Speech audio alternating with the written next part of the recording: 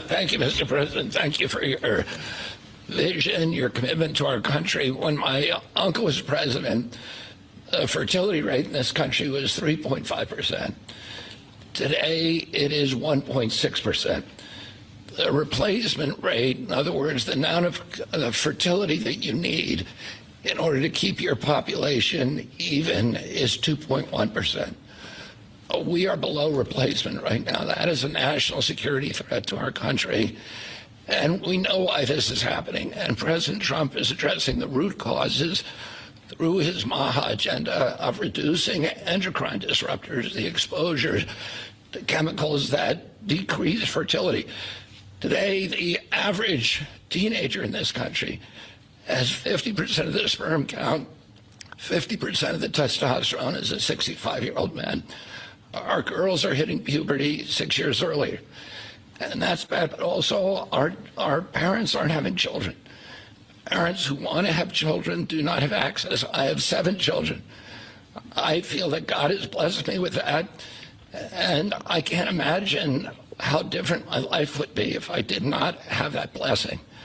I want to point out also that this morning Harvard University released a study that showed that the obesity rates have now climbed over 70%. And this, again, is for the same reason we're flooding our kids. We're poisoning mass poisoning a generation of kids with chemicals. President Trump has instructed us to stop these problems at the root cause. He's also recognized that there are people who are injured, people who are not living their life to the fullest, and he's addressing that. Last week, we made GLP drugs available at Most Favored Nation. And this week, it's IVF.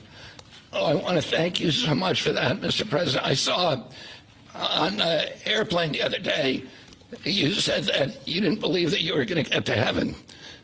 You're doing God's work here. You've made peace in the Middle East, which is beyond anybody's imagination. And now you're giving millions of Americans a chance to have babies. And you're doing this while the government is locked down by the Democrats. But this administration has not stopped working for the American people. And that's because of your energy, your commitment, your vision. And I want to thank you for allowing me to be part of it.